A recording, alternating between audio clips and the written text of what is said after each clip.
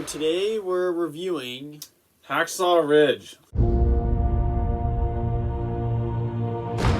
the next episode of the My Favorite Movies section, and Memorial Day special. yeah, it's the Memorial Day weekend. This should be coming out at like midnight of the day of Memorial Day, so it should be coming out right on then. And I guess what were your not initial thoughts? What are your overall thoughts on Hacksaw Ridge? I mean, it's a great war movie. I wouldn't say it's my top war movies, but it's definitely within my top 3 war movies of all time. We saw it in theaters, and it was just phenomenal fight scenes, very emotional, definitely realistic, and a really good storyline that I remember from going to seeing it in theaters, and it definitely had a good just aspect and just really interesting take on a war movie because it's not fake, I mean, it was real, but like just the storyline of like usually it's about, I mean, it is a war movie, but at the same time the main character, and this is kind of really spoiler warning, but I mean it's like the character doesn't like to kill, and he wants to just save, and it's just a cool like element to the movie, and I thought it was a really good film. Yeah, this is in my opinion one of my top 2 war movies of all time. And it circles around Desmond Doss. That's the main character in the movie, and I definitely think this is one of the best war movies ever made. It's absolutely phenomenal, and I guess if we can get into our specific positives, that's my overall view on this movie. I definitely love it, and I know this movie, it's gotten a certain amount of hate. It usually has gotten good grades, but there's certain people out there that think it glorifies violence or that it does these things, and there's obviously the anti-war people that are always going to hate these movies no matter what, even though it's paying respect to the people that actually died in these wars, and those people are always going to exist. But what were your specific positives of this movie? I mean, other than just the characters in it, I mean, I feel like it was a really good storyline. It started out showing this main character, Desmond, you said, about he almost killed his brother, and that's really what set him off to not want to kill the rest of his life. There's something else that happened too. I kind of forget about his father. But all about that though, like really just set the tone for this character, and then just going into the war area. Just I feel like the setting was great. The whole part of the story of like going up this hill, not really a hill, but like this mountain with like a ladder / rope thing, and it just made for an interesting just like storyline element the entire film. And it was definitely, I thought it was just really good, like really good effects. It was super realistic, and even made people jump in the theater.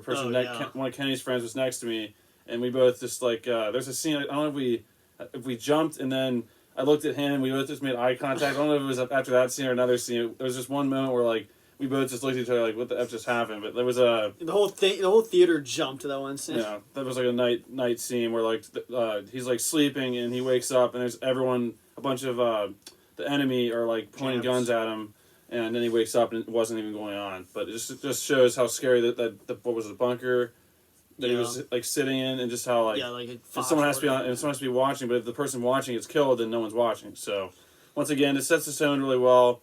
Makes it real. It was super realistic to me. And like I said, it's probably my second or third favorite war movie of all time. Yeah, this movie is actually directed by Mel Gibson. I forgot to mention that. And yeah, there's a certain line at the beginning before they go into battle, before they climb up that ladder, where one of the soldiers says, "No one can survive that." You see the battleships firing on the open field.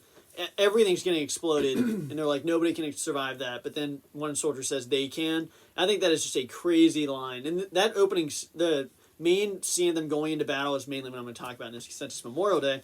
Is just so amazing, and when they walk up into the smoke, it is just like a haunting scene. And yet, when actually the battle starts, that's why I don't understand people saying that it glorifies violence, because when they go into battle, I mean, people are just getting killed so brutally left and right, and it does not look fun at all. It looks like a horrible scenario, but that's why Saving Private Ryan does it pretty well with how brutal the war was.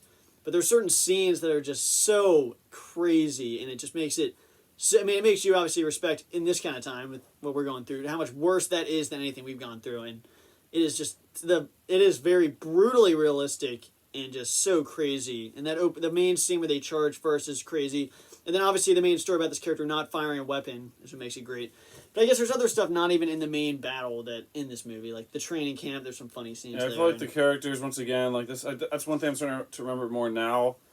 Just there were certain characters that were like, I mean, it's not just this film. I feel like most war movies do this, and just movies in general, where there's like a character that's kind of a jerk to the main character, then by the end they kind of come together. But I feel like that's a cool storyline just to see no matter what film. But that's definitely true here. There's a certain guy who gets on him a lot. I can't really remember his face right now, but I just know there's a character that doesn't really like him. But then by the end, he earns the respect of everyone, and then you end up like it was a character you didn't really care about. They're all fighting for a good cause, but like one that was definitely mean to the main character. But then by the end, you care for that character. I think he might die. What I'm thinking about. Yeah. But people do die in this film, unlike a lot of the films nowadays where people just don't die at all. Now this is a realistic film, but you're invested in the characters, you're invested in the storyline, and then by the end, it's a really like an impactful scene when he's like saving millions or not millions, but like a bunch of people out of the I mean it's like millions honestly in a battlefield like that. So yeah, and I feel like there was one part towards the end I think where they pretend that they surrender and they like that's once again that's happened in other films too. But I mean for me personally,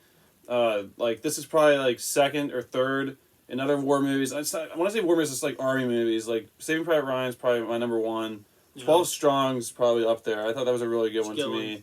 And there's probably more that I'm forgetting about right now. Fury's a good one. So honestly, if I had a top 5, this is easily in the top 5.